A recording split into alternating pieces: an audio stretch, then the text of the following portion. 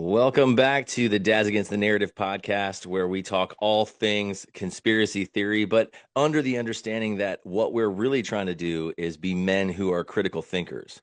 Because as fathers, our job is to not only be critical thinkers, but speak that out into the world and to teach our children to not just do what they're told to do, not just do what the rest of the crowd is doing and follow like sheep, but to actually think critically and to live a life that makes sense to them and understanding how they believe, what they believe, and then acting upon those things. So we're glad you're here. We're glad to have you back. We're also glad to have in-house with us today Daniel from Honest Fatherhood. We're so excited to have you. He lives not just down the street from me, but a few hours away. Tennessee is a very long state. So he's about 3 hours away from me over near Memphis. And so we're glad to have you on, man. Again, you always know that we've got my co-host, Jack Nofel, as well on here as well. So we're glad to have all of you here. Daniel, thank you so much for joining us today to talk all things conspiracy theories and just questioning the narrative as much as possible to live the life that we're meant to live in the largest way possible. Thanks for coming with us. Yeah, awesome. Happy to be here. I'm super excited. Have no idea what y'all have in store, so this is going to be fun. Oh, Awesome. I'm really excited about Yeah, that. Daniel, thanks for being here, brother. Nate, it's great as always, bro, to just sit here and talk with you for an hour and shoot the shit and see what happens and see how we can help others. Anyways, Daniel, to get us started, we ask one simple question. What conspiracy was the one that kind of started your critical thinking or down this rabbit hole to being where you are today? Because I do know that you're a homeschooler and you do a lot of things on your own, and I love it. Very nature based as I am, but you're just on a whole nother level, and I'm trying to get there, brother. Yeah, so that's interesting. You said it right. Like there's usually this one domino and it just the whole thing falls down. It wasn't actually me. I would say 13, 14 years ago, my oldest son's 13. Before we had him, I was pretty much just drinking the Kool-Aid that was fed to me about everything. And my wife wanted to have a home birth with our first son. And when she told me, I was like, that sounds irresponsible and crazy, but I'm not the one doing it. You have to do it. So I feel like I love you and want to support you. And at some point, I knew it aligned with my beliefs, right? That, God made the human body to be able to support the things the human body needs. Mm. So I had to start learning so that I wasn't pressuring my wife. And she was saying, if you would listen to some podcasts and learn about this stuff, you won't feel so apprehensive. And if you're apprehensive and stressed out, it's hard for you to be supportive of me when I'm in labor. So I kind of need you to get on board with this thing. Man, so I started studying that and it just opened up this whole world around health, around like kind of the whole medical world and what they tell us that we have to do.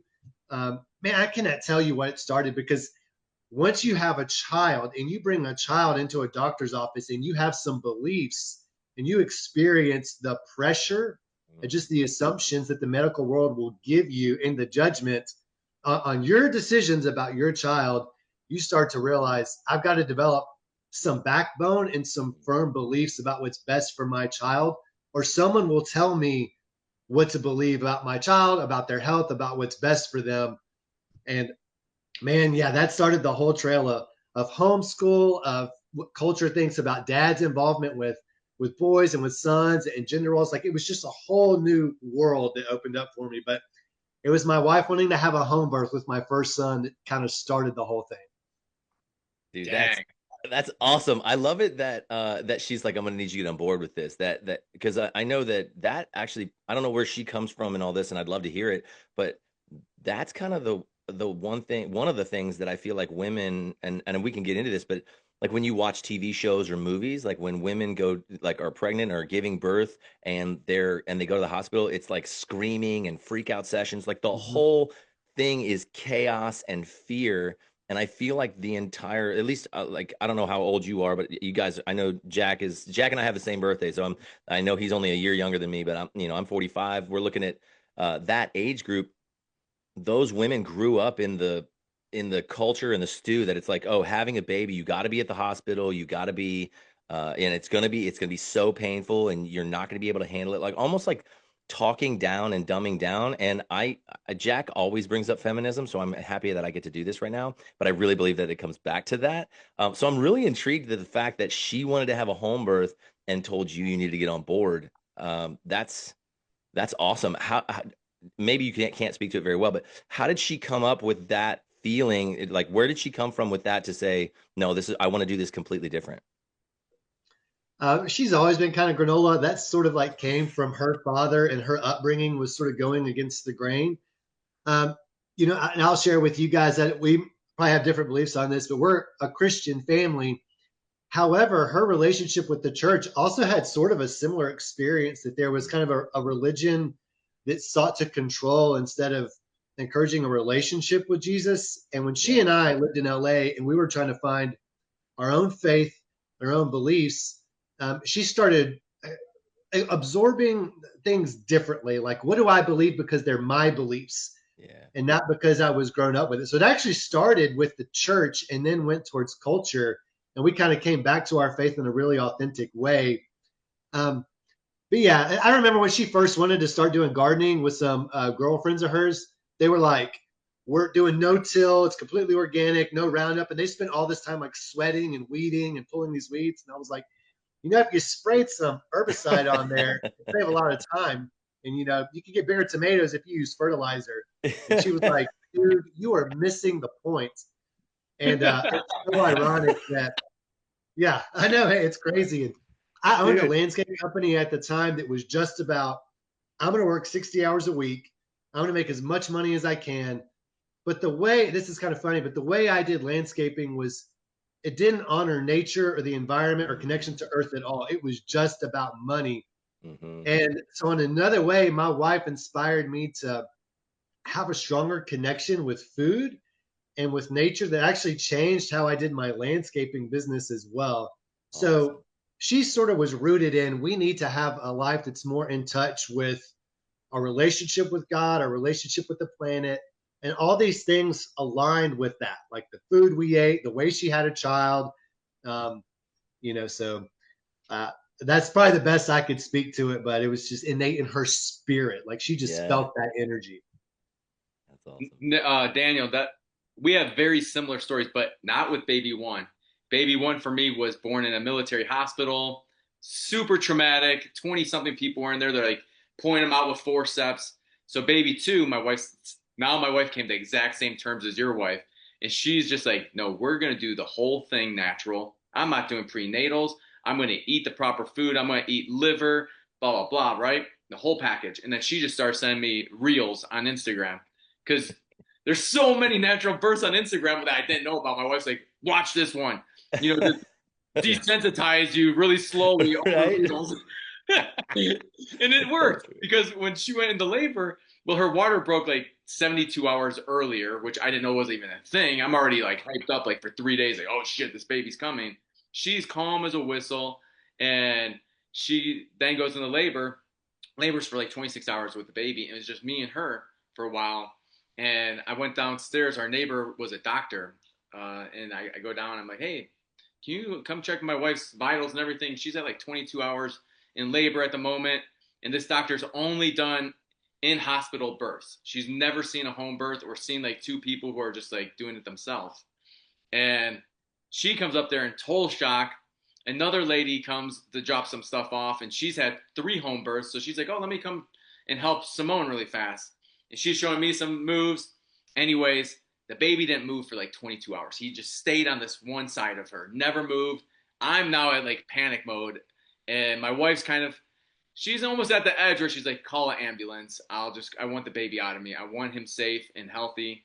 And it's funny because we're not super religious. We pray as a family. We do all those things, but we kind of had a very similar thing where we grew up in the church, my wife and I, and we felt the power from above, like telling us, no, this is who you have to be. And we're like, dude, that kind of pushed us away. And we slowly have come back to the church as we've had kids. And it's Yeah. not that we go to church, but now we pray. Now we talk about God. We talk about Jesus. And my son just is like, Jesus is my guide. That is my homie. That is my man. And I swear he has like dreams and premonitions with Jesus all the time. It's crazy. Anyways, my wife, the lady starts praying over us. She's like, "Do you care if I pray?" And Nate, I've never told you this story, have I? You haven't? No, This I is don't know this wild. part. So the lady goes, "Can I pray over you guys?" And we don't like the lady who's in the house, so we never got along with her. She's just totally like her way or the highway, and we're like, yeah, you're coming actually to help us, even if we don't like you right now. This is like you're being an angel somehow. She starts praying. I've only felt the Holy Spirit twice in my life, and this was the second time. The first time my mom died, and I was in the room praying over her. I was 22 years old. I was the only Christian of my family. I asked everyone to leave the hospice room, and I prayed over my mom. And I felt like the Holy Spirit come through me and it gave me the shivers. Like right now, it just gave me them. And it was like God saying, she's safe. She's okay. I have her. And that was the exact feeling I felt when my mom died. Well, when she started praying for this baby to move and for the baby to come out healthy, I felt it again. It was like the exact same feeling. He's safe. He's okay. I have got him. He's on the perfect timing. Trust the process. And my wife, she said all of a sudden, right after like the prayer, she felt that was it? It's like I'm gonna say fire crotch. I know it's wrong, and women, if you're listening to me and you know what I'm talking about, I'm sorry for ruining it, but something like fire crotch. And she's like, it's a super sharp pain, and it electrifies you, and then all of a sudden the baby moved, and within 10 minutes he was out. I Wow. got him. He like came halfway out, and I just grab him. I pull him all the way out. I'm like, it's a boy. That's the story. But like this lady prayed. We were all holding hands, and then they just left, and we delivered the baby at home. And everyone in Puerto Morelos talks about him being a miracle baby because babies are not born at home in Mexico.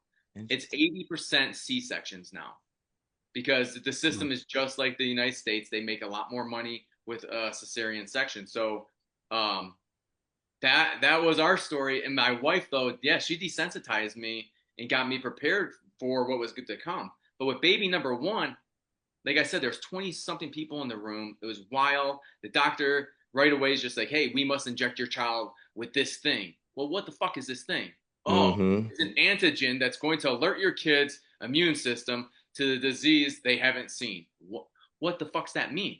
Oh, but you've left out one part that you didn't tell me about. Oh, there's also a metal adjutant that hyperactivates your kid's immune system that's been only tested on animals and not humans. And I didn't know any of that. And my wife at the time, she was totally against vaccines. But guess what I did for a job? I pushed vaccines for the military. That was my job. And yeah. So, of course, I got him vaccinated the first day and circumcised.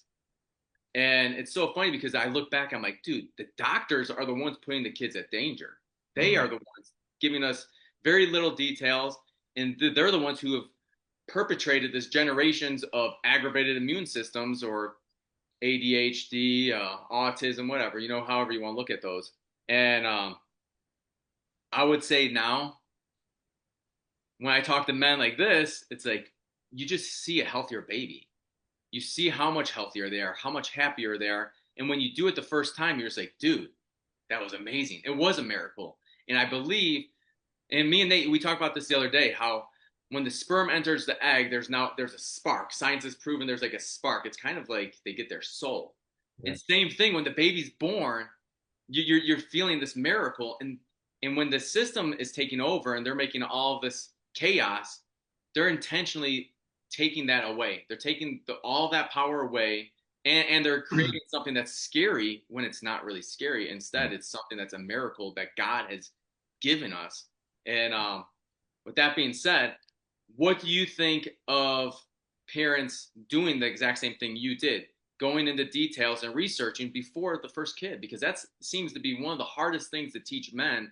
I've had many men that are just like, hey, my wife's pregnant with the first baby. What should I do? What should I think? I'm like, bro, this is a loaded question. What would you tell them, Daniel? So one of my favorite quotes from Jocko Willink is competence leads to confidence. Yes. You study stuff and you become educated and you learn about it, and that will help you make a more informed decision. Yeah. When I think about it this way, Jack, you talked about feminism being related to this, and we brought it up. My wife would say, well, I don't want to put words in her mouth, but I believe she would say a woman should give birth in the way that she feels the most safe and the most comfortable, right? Yeah. Someone in survival mode or in a defensive place, and to create life from that position, whether in birth or whether she's raising with a 6 month old or a 2 year old, if the mom is in a place like that, it's very hard to do the work to sustain or create or nurture life, Yeah. right? So the medical world almost by nature has to have this arrogance and control because they can't allow risk. So the more control they have over it, that what that means is it's the less freedom that a mother can have. Hmm. Now, a home birth allows for the greatest opportunity of freedom. The more you learn about it, but for a man, this is where I think you could really be a feminist if you want to be pro women in a real way. Oh, I love where Jack, we're going. You said this phrase, you had to trust the process. So now Hmm. my wife has said, Daniel, as a man, you cannot control or dictate what happens. You have to have enough faith and belief in the way God made the process and what I believe in and in my choice and what makes me feel safe to support me in this, even Hmm. though it's out of your control. Because if there's one moment in a man's life where he feels a little helpless and a little scared, it's when his wife is giving birth, Yeah. right? Because it's Yeah. out of your hands. So to me, trusting my wife and her body and her just her willpower and the depth of spirituality that comes when a woman gives birth, like to me, that's probably one of the most feminist things that I have ever done in my life. So that to me, that's huge. And so I would never judge a family who chose to go the medical route, but I do think when you start to look at the alignment between that option and the other options, often you'll find that that process does not align with um, feminism, with a woman's right to choose, with trusting her body and trusting the process, or with faith. So yeah, that's what I would tell guys. Like change your mindset, learn about things, and see what comes from having faith, like what that experience does for you. Yeah. Dude, I love how you put that because my wife actually, and my wife is very, very feminine. And I love it because, and I've said this to Robert Bill and a couple other guys before, but her femininity calls to the masculinity in me and is like step up, right? And it's not an angry step up. It's just that whole concept of safe, right? Um, and so it calls to me to be more of a man and be a stronger man and be more powerful as in the masculine because the stronger her femininity is, the more is required on the polar opposite side of that. And she's actually she's so she says that she is a true feminist because she believes in the power of women, not that they can be like men, but that they should be fully woman. And I can say that she'd probably say it better than me, but what I love about that is exactly what you just said. It's believing in her like power as a woman that she's made to do that. How beautiful and amazing to be like, oh, my job is to make sure that she feels safe in that moment. Excuse me. But at the same time, trust, like you said, trust in the process, trust in what she's feeling, that woman's intuition of knowing what she needs specifically in the birthing process or as she's becoming a mom. It's like God, like I always look at Genesis chapter 2 as God is nesting. He's doing the nesting phase, right? Like if you look at Genesis 1, it says it talks about how creation happened. But what happens is in Genesis 2, it's cosmos and then it drops down to the world, down into the garden. Like it talks about how he's outside the garden, he makes man, and then he places him in the garden. But it goes from really wide out down to intimacy. And it's like God is nesting just like a woman does before she gives birth.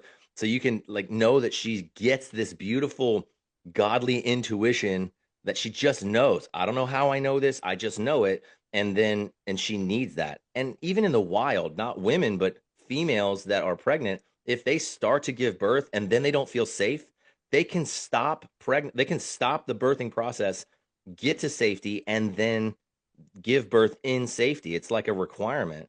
But I feel like our medical system, and I don't really believe that the doctors and the nurses, I don't believe that they're trying to do that. I don't, I mean, I'm not there yet. Jack, you might be further down that rabbit hole than me. I feel like what they've been taught, what they've been inundated with in their learning and all of that has basically made them that way. And I agree with you. There has to be there's a height of arrogance there. Like, no, you do what we say, and and I'm sitting here going, I pay you, so you work for me. That's how that works. And we have, as on the male side of things, I feel like in order, if you're going to go down the medical route, the man just has to be willing to go, no. You know what I mean? Like, this is what my wife wants. This is what we're doing because that's what she's requested. That's how she feels safe. That's how she's going to give birth. And I know that there can be all sorts of things. We just had a friend have a baby and it went completely sideways for her. It was like, she was like, this was the worst experience ever. And she's had rough experiences as well in the past. That was her fourth kid. And you'd think it would get easier and better, but this one was like the worst. And so not everything's going to go the way you want it to.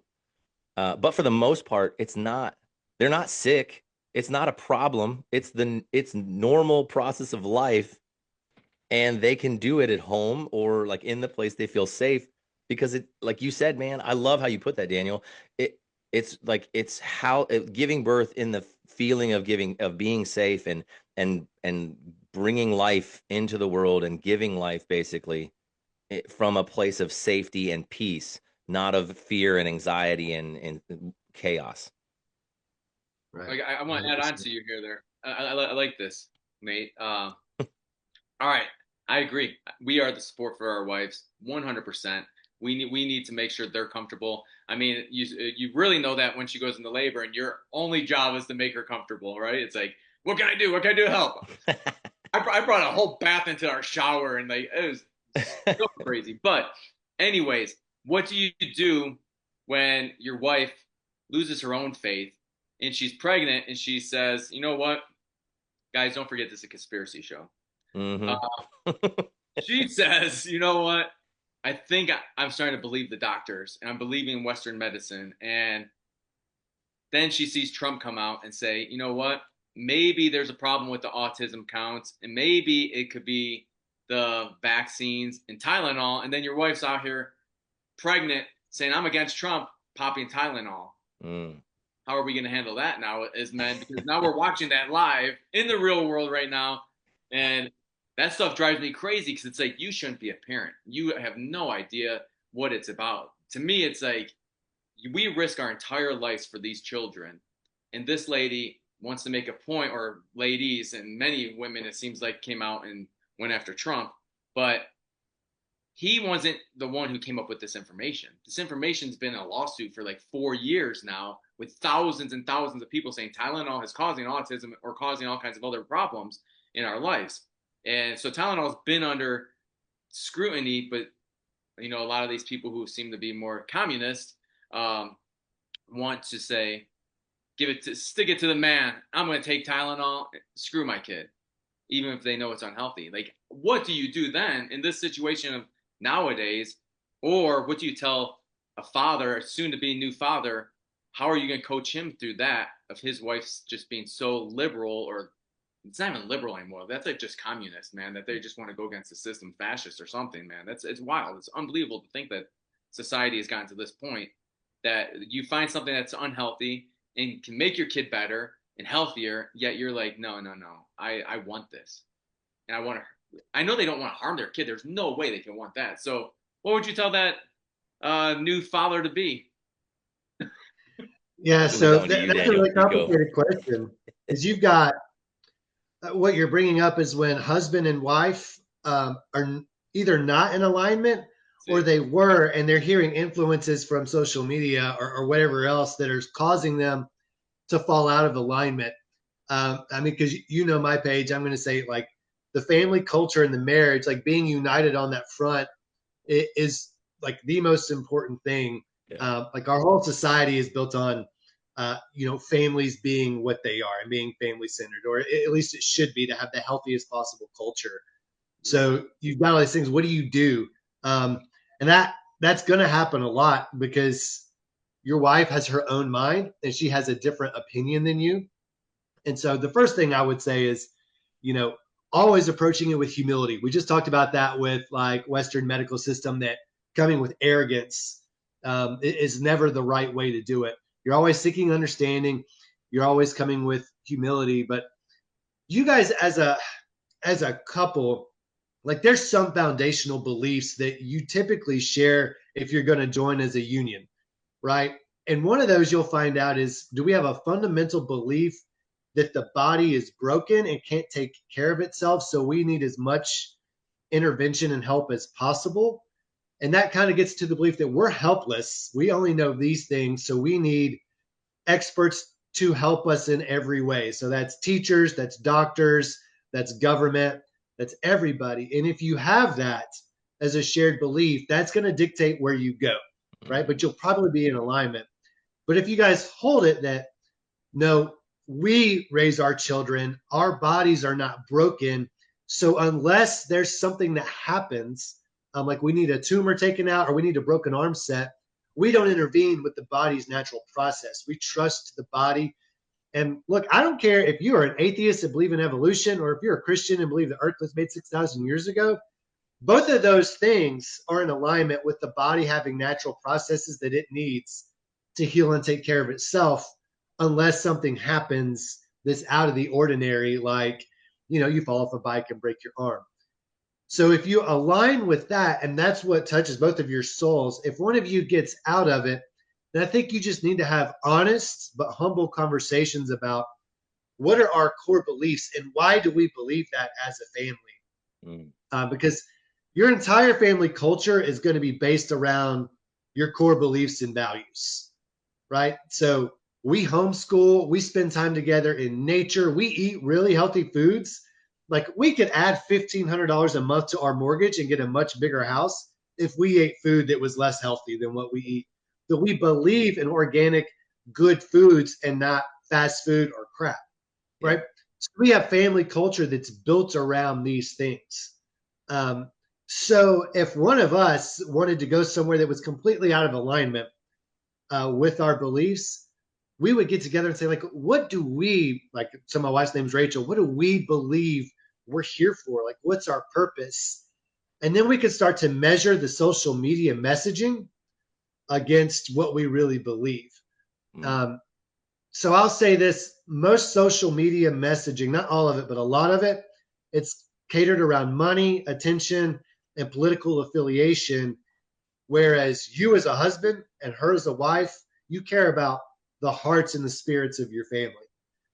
So we measure everything against our thought of what's best for our family spirit, because we know there's ulterior motives in the messaging.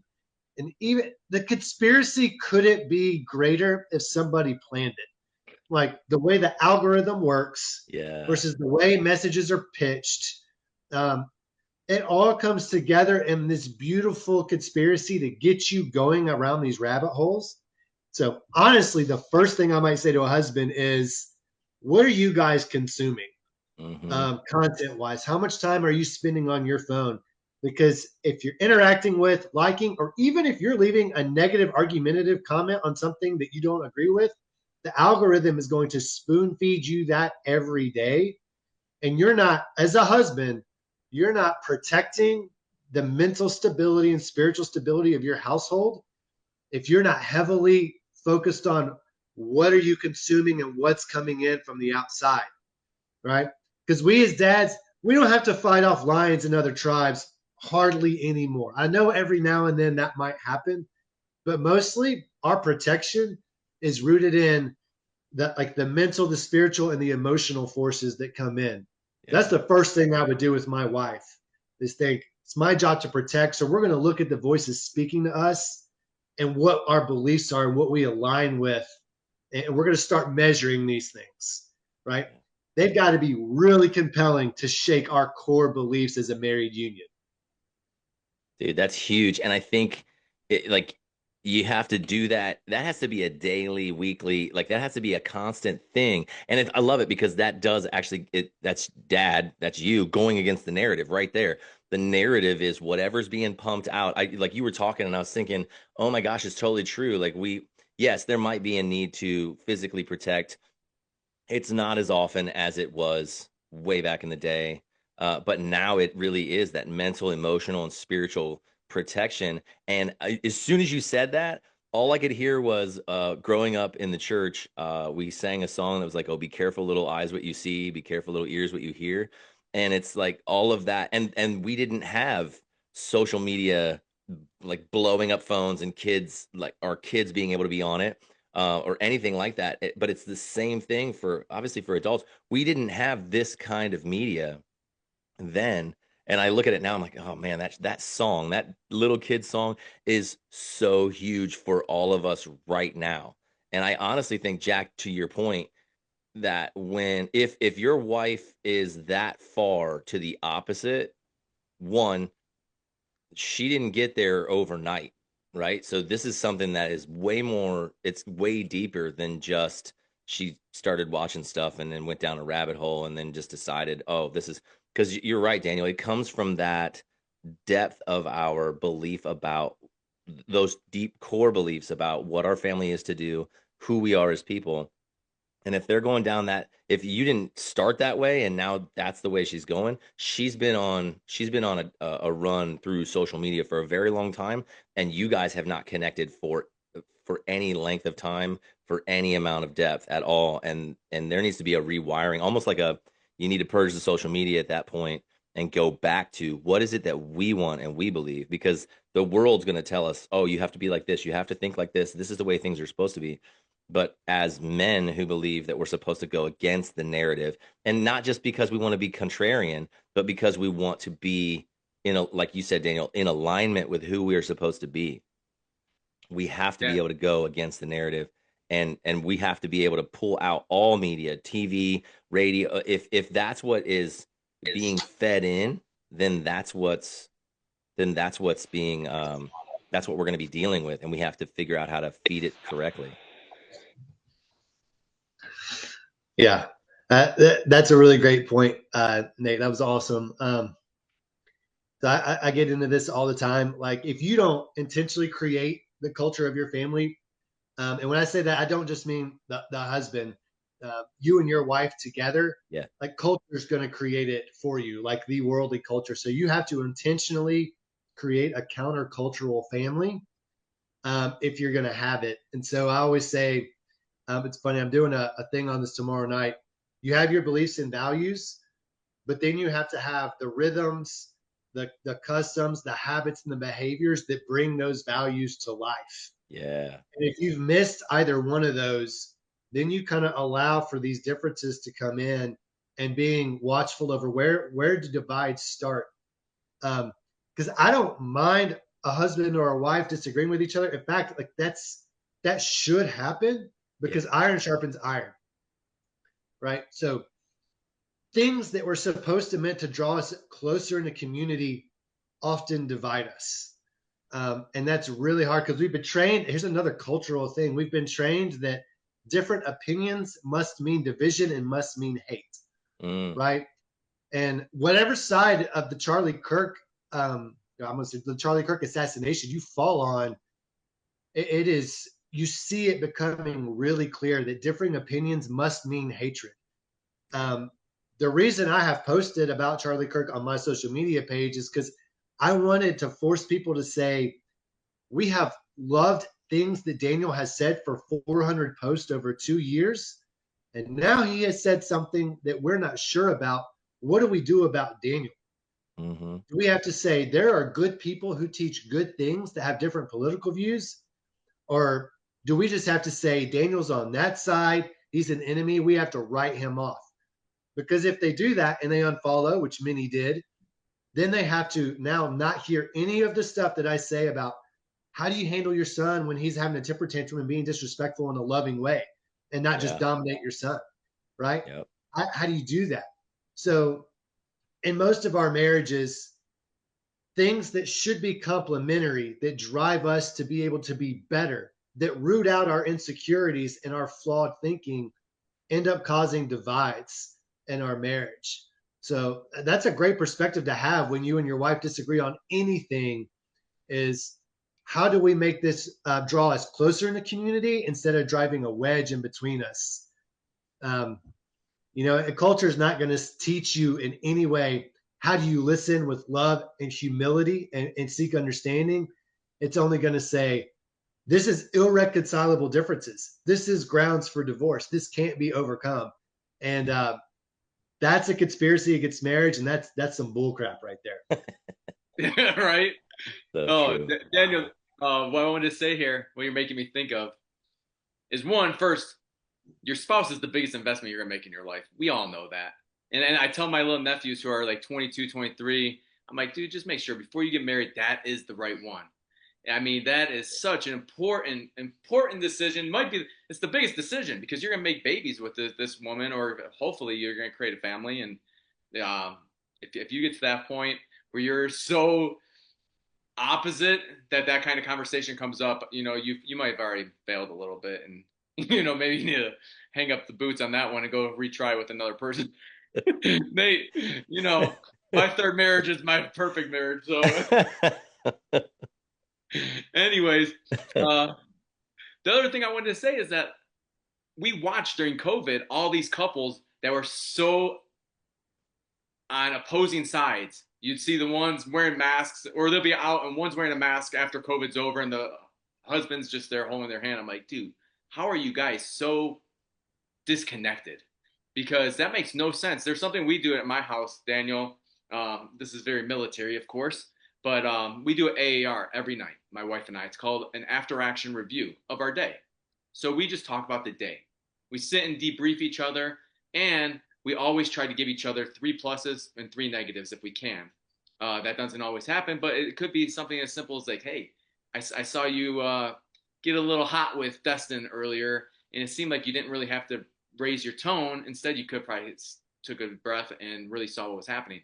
And my wife will say something like that to me, but a man with humility and reflection will say, you know what, thank you. Thank you for helping me become a better father and a better man. And this is a common occurrence that I talk to men about. They don't have conversations like this with their wives. And then if their wives correct them, they feel that they're being attacked. And I'm like, bro, you're not being attacked. Your wife wants to see you at your highest level. She wants to see the king that she married. And you're not acting like the king. Instead, you're acting like the child. And when she gives you positive or critical information about your parenting style or your just style of life, you instead lash out. And I see a lot of men that lash out like a child. And it's like, we need to sit back as men and say, you know what? I can take all the criticism from my wife that she can give me, and I'm going to use that to become a better man. Instead of saying, I'm going to take the criticism and cry about it because I'm a fucking baby.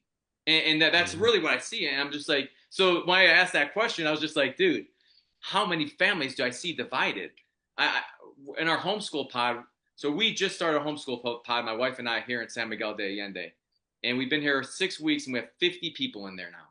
Almost every single homeschool meetup, we have 20 to 30 people show up. Even yesterday's hike, we must have had 10 kids and 10 parents. And this hike was not easy. It was into a valley, into this gorge. It was beautiful.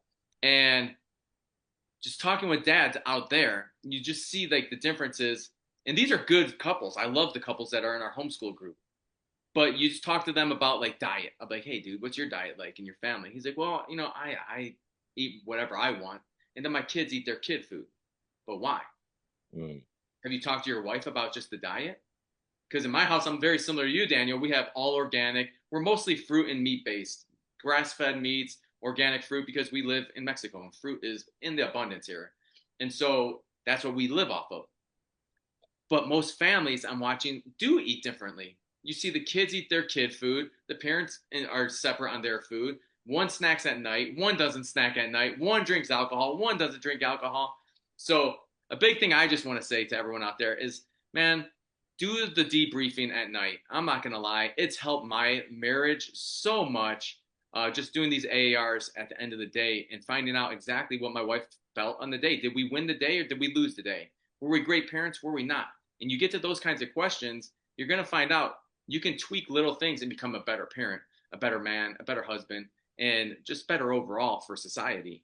And I think that's where we need to get, because the division is so vast right now. I mean, we're all watching it. And the Charlie Kirk thing, I really think that was a great turning point for a lot of people, because you really are seeing how can someone celebrate someone being assassinated?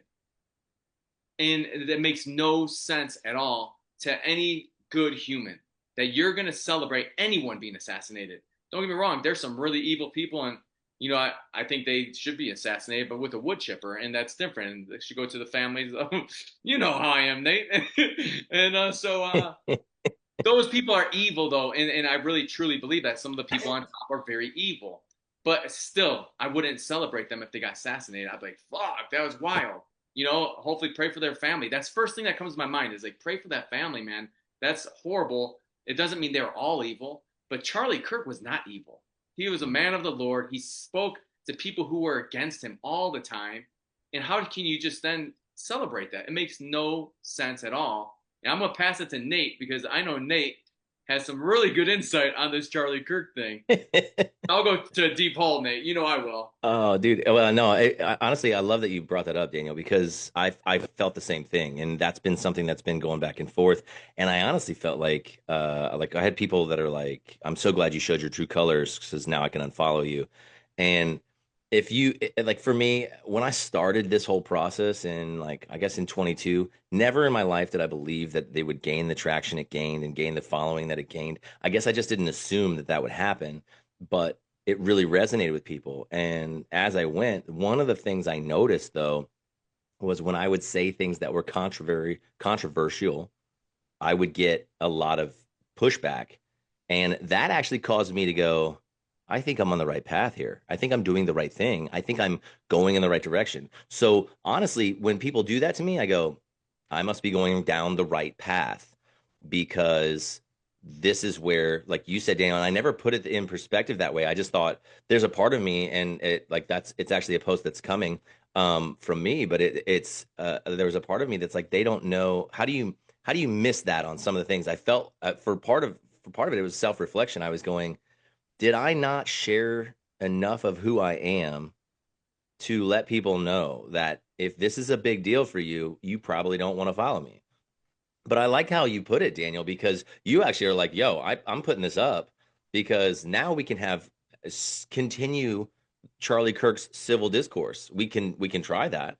And those who don't want to do that just unfollow, and they miss out on all the other things that they need for them.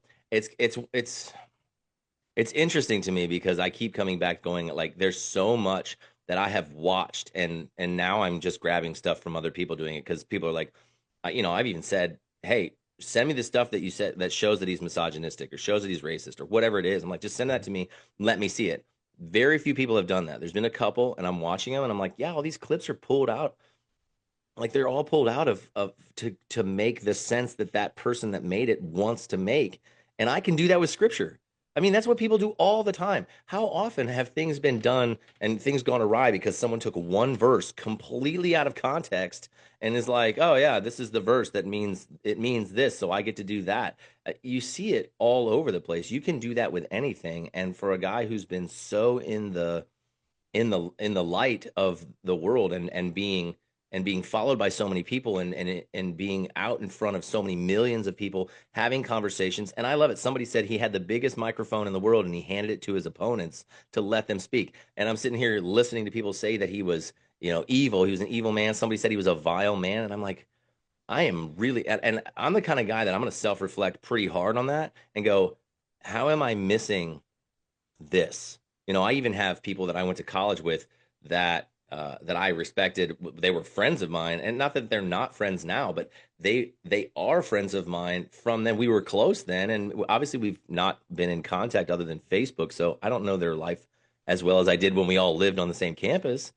But I'm sitting here going, how are we so different in this understanding when we come from a place where, like, the time where you're most most influenced is in college, and we come from that same place. We went to a Christian college. We, like, some of these people were in, I studied ministry, so some of these people were in pastoral ministries with me. We're talking, we did ministry in the same church together, and I'm on the far other end of that, and you're saying this is like, oh, he's a horrible person. I'm so blown away by it.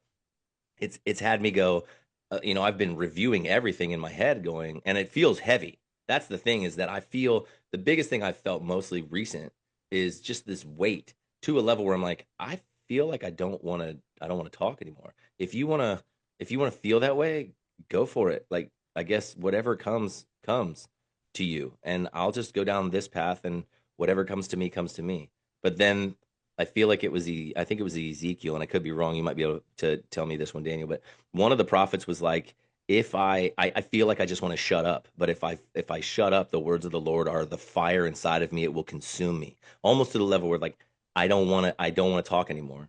But if I don't talk, it'll burn me up, and I'll go crazy that way too. It's almost like I'm forced to speak out, because if I don't, it will consume me, and I can't let that happen either.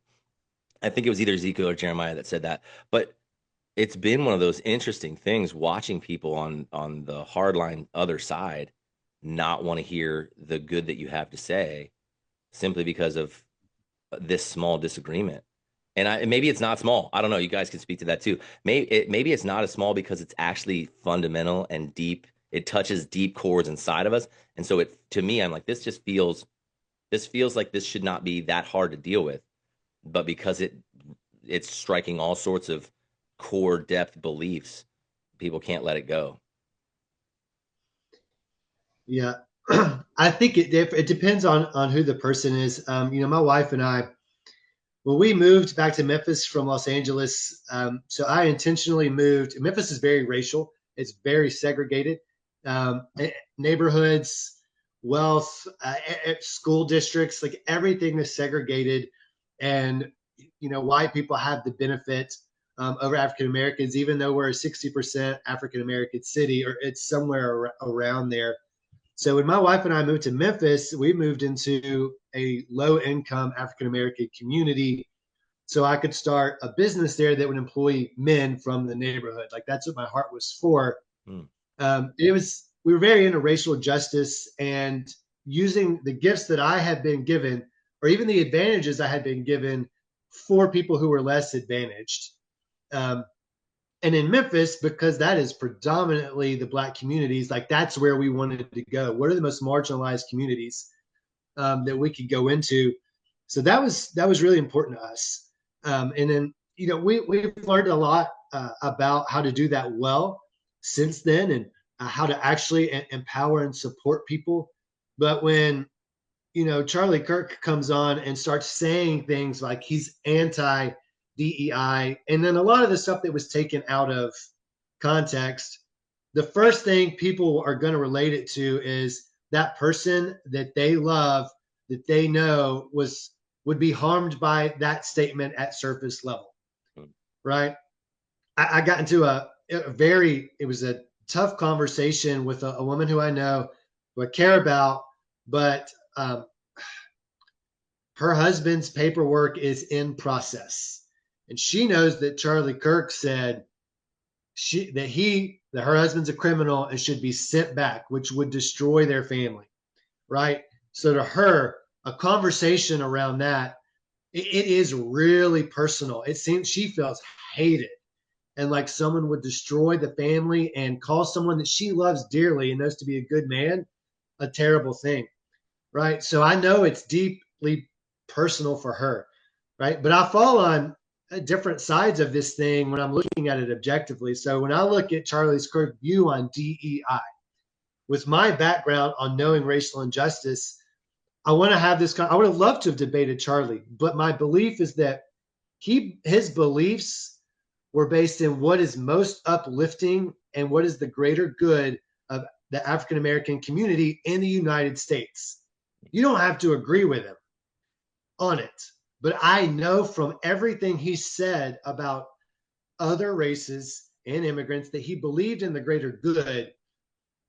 But where I feel like he had courage was he was willing to be misunderstood, and to say that, and willing to have people hate him for things that weren't true.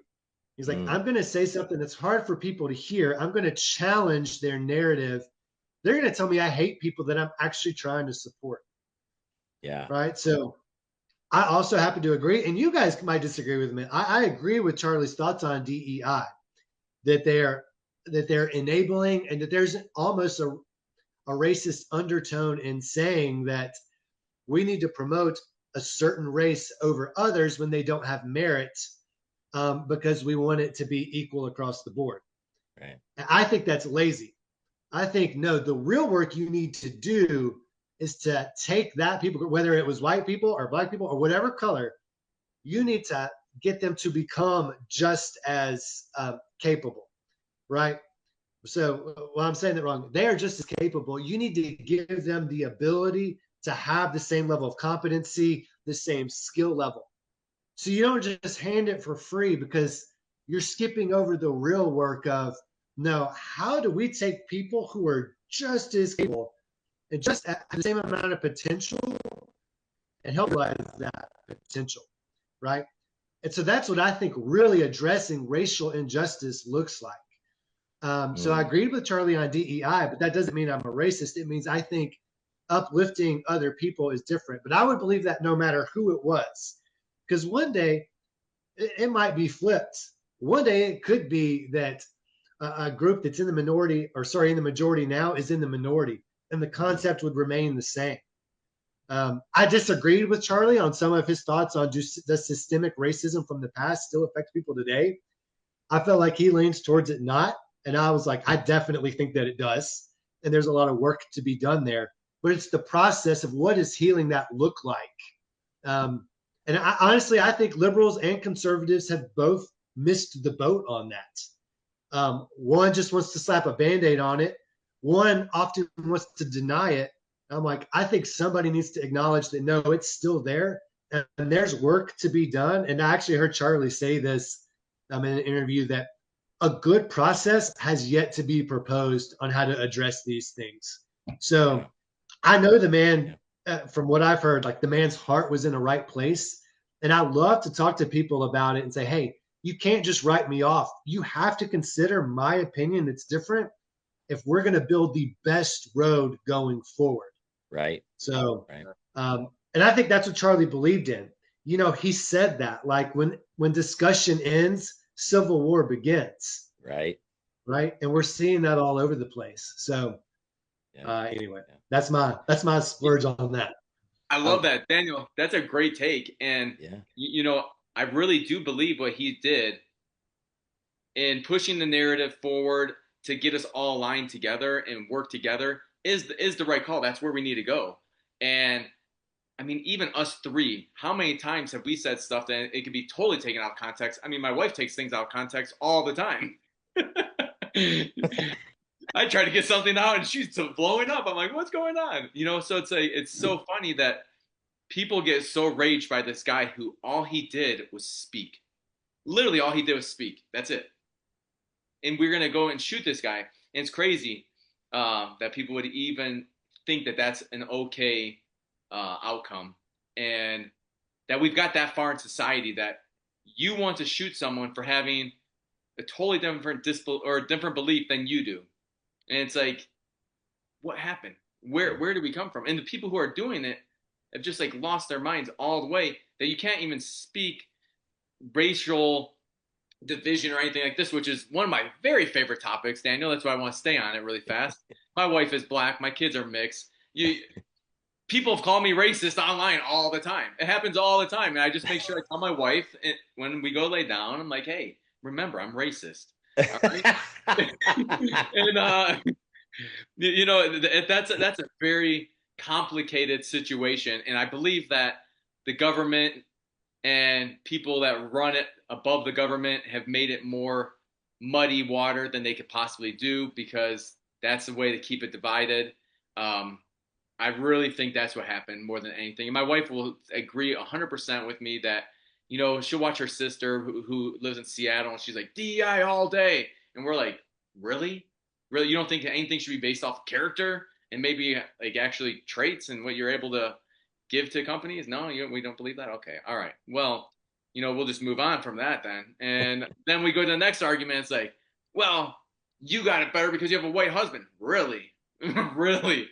I was just a military guy. I wasn't like, what are you talking about? I grew up in the ghetto. You guys grew up in the suburb. Totally different lifestyle. Yeah, I had no choice of coming out of the ghetto. So it's just, and that's the funny part with me and my wife. We have a real weird dichotomy that she grew up in this nice, rich suburbs outside of Chicago. I grew up in the ghetto in Cleveland. And even when my wife goes to Cleveland, she's like, how did you guys fit in this house? How'd you grow up here? You know, it's like totally different worlds. And yet we love each other so much. We're best friends. And and when you just talk about like how we put the work in, again, we're going to go to Jocko Willink for another quote of discipline equals freedom. Mm. People are lazy. People are lazy to research things, look at both sides, look at argumentative conversations, and actually like walk away and be like, oh, wow, they really awakened some spots in me that I didn't realize were there. So the problem is people aren't having conversations. I do believe what you said earlier about people are just doom scrolling or whatever the hell it's called, Mm. and their feed is just the exact same thing over and over, and so it's just manipulating them, and they don't even realize that they're just being brainwashed, and it's just nonstop doctrination. I meant over and over and over until we get to a point where their angel side is not even working anymore. You know, I like my son likes to say that all the time now at 5 years old. I have an angel and a devil over here. He doesn't even know what the devil is. He doesn't even know what that is really. And he's like, you know, this guy always wants me to do bad things. I'm like, yeah, of course he does. You know, but listen to the good side. Listen to the good side. And it's like when you hear the same thing over and over, that voice just disappears. It gets pushed so deep inside that there's no reasoning with these type of people anymore. And that's like part of my problem at the moment where I'm like, you know, just fuck it, man. I can't take this anymore. I can't even hold space for you to be in the same location as me. I don't want to have the conversation. There's no change in your mind anymore. You've gone so far to one way that you're not even open to reasonable conversations, argumentative conversations, even the other side. Like, it's crazy when people are just like, they see Trump and they just say, oh, racist, sexist, bigot. They just start throwing words out. Really? Do you know him? Oh, wait, you never met Trump. Oh, okay. The guy's been famous his whole fucking life. Of course he's going to have every bad thing in the world. I'm not a huge Trump person even. I didn't vote for him the first 2 times. I vote independent almost every time because I like to throw my vote out. And I was thinking the same thing. I'm like, no, what? Just throwing it away? bro, I always throw it away. Except for this last time, I'm like, there's no way I'm letting a retard come in. And so that happened also.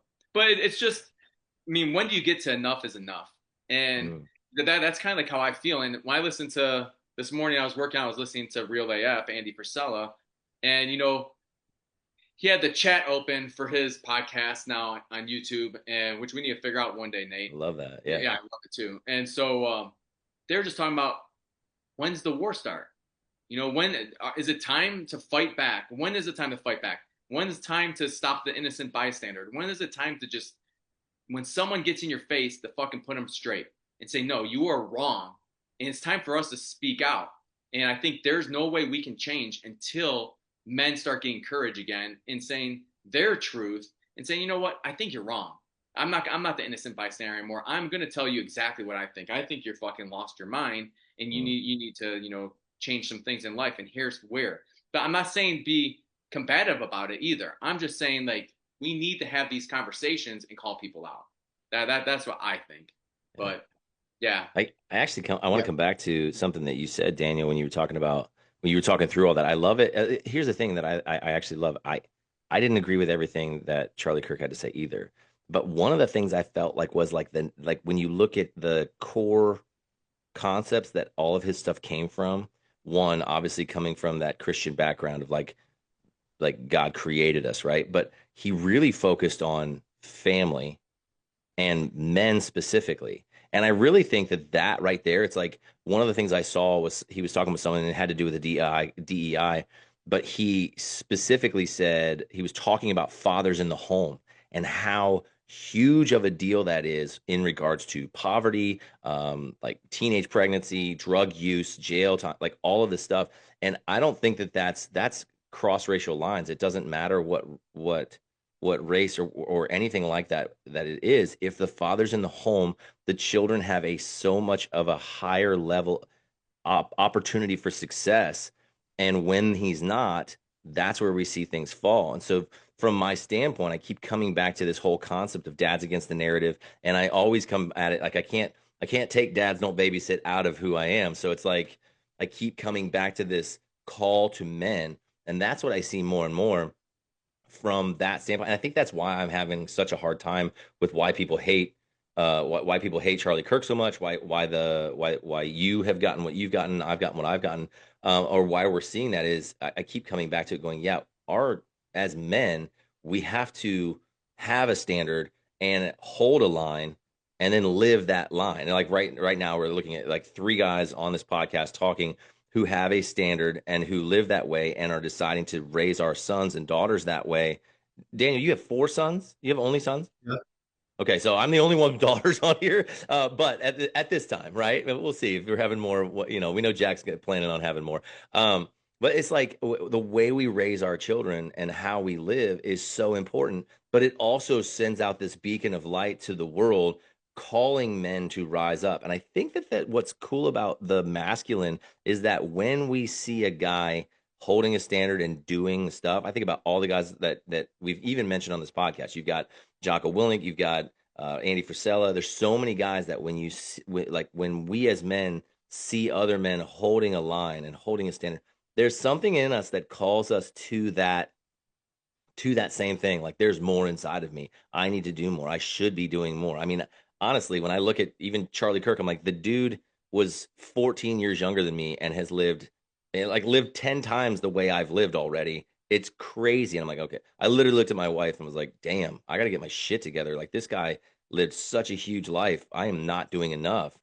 But I think that that's something that as men who are going against the narrative in this world, going against culture to actually be what we understand men to be, and then our lives get to call that out. We're just three guys who actually have the ability to actually also be a mouthpiece.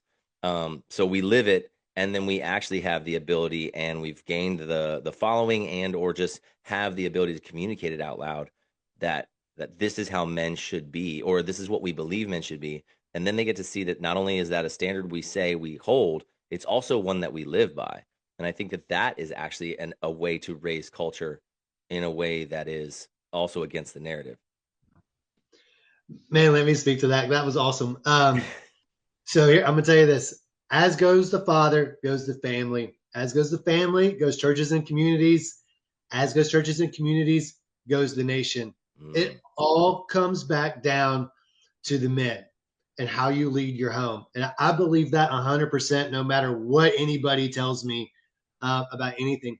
Because I've seen women try to lead the home. Strong women, also. My mom was one of those women because my dad was a drug addict.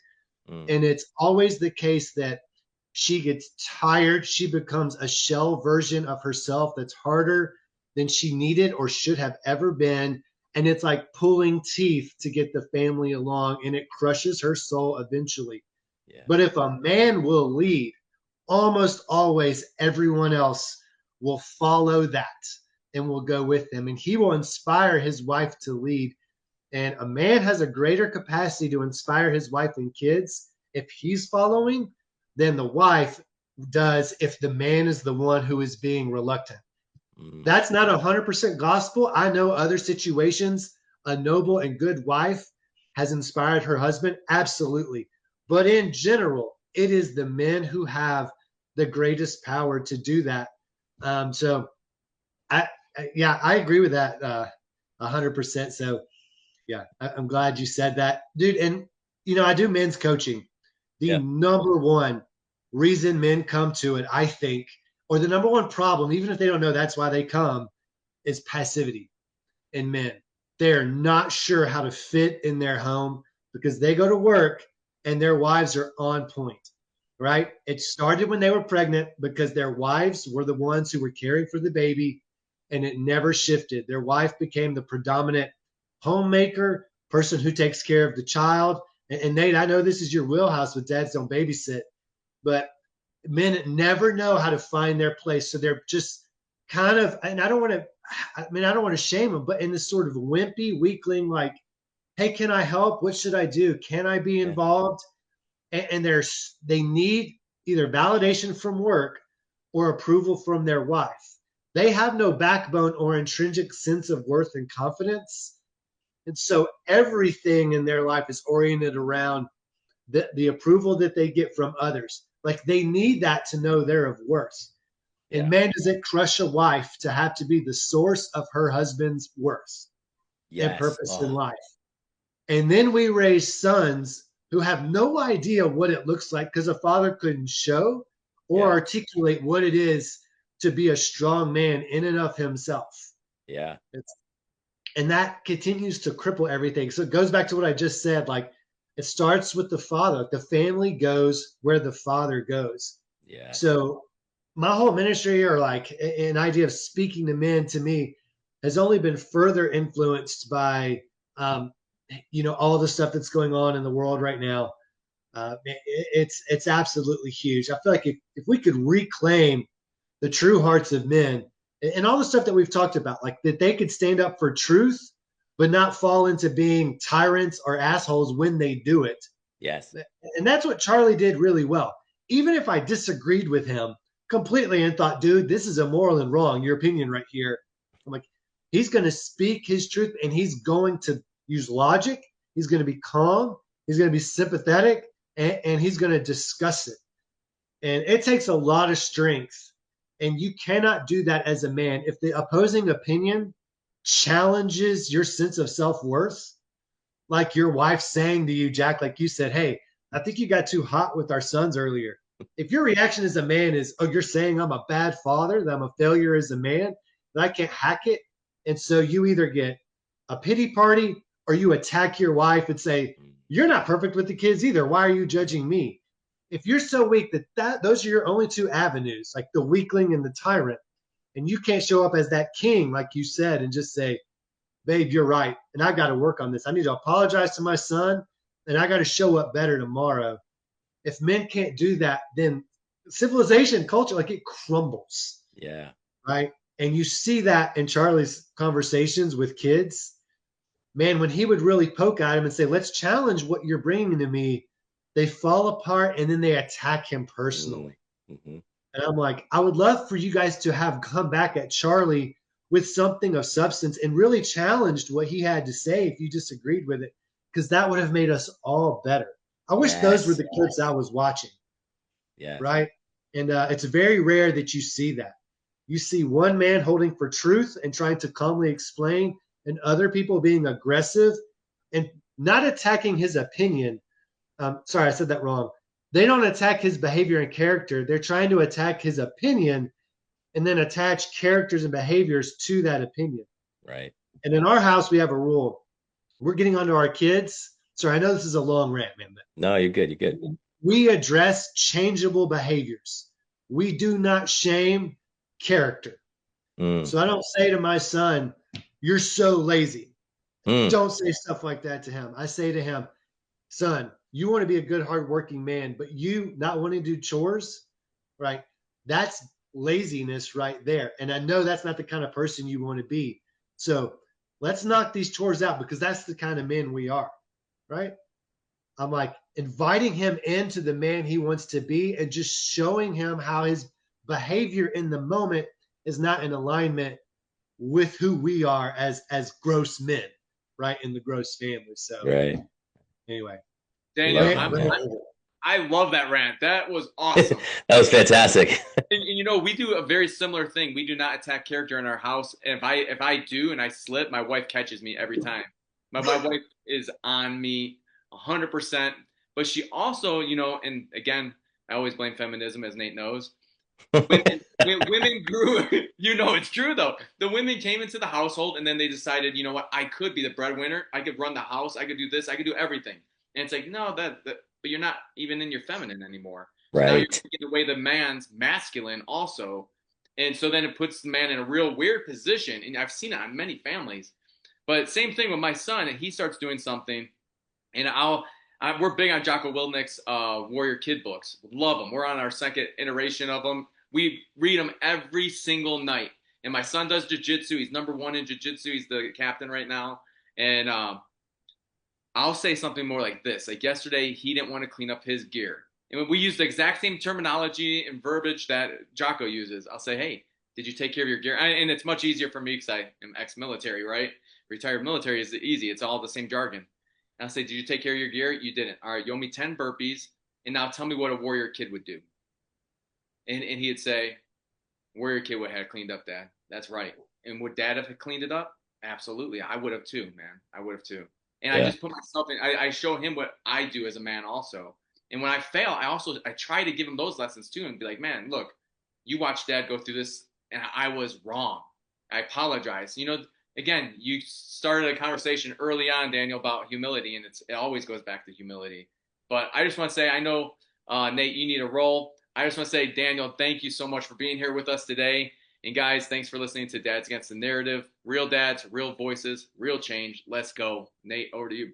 Yeah, actually, Daniel, I know you do men's coaching. You're doing a lot, and I'm really I got to watch you rise. It's kind of been cool because I connected to you, and I don't know how many followers you had, but it wasn't a lot, and then it just was like, and you blew up, which I love, man. I'm like mad hype for that because you deserve it because of the work you do and the kind of guy you are. So I'm glad for that. I'd really like people to know where they can find you. I know at Honest Fatherhood, but if you'll give them where they can find you so they can connect with you, that'd be great because we want to make sure that people hear your voice more.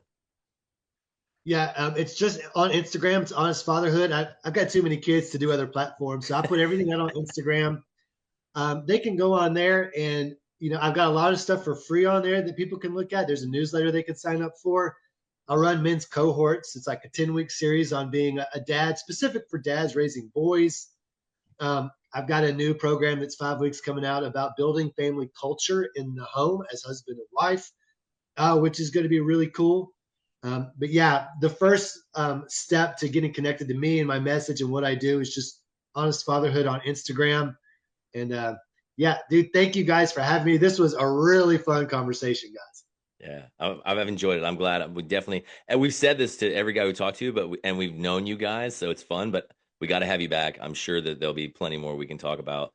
And but seriously, thank you so much for coming out and hanging out with us, guys. If you want to connect with Daniel Grose, you go to at Honest Fatherhood. You'll find him on Instagram, and you can catch him all his things from there. So we're excited for you, the voice you're bringing to men. Thank you so much for what you're doing. Yeah, Jack. Anything else for you? That's a wrap. Guys, All right. have a great day. All right. Take it Thanks, easy. man. We'll see you. See you guys.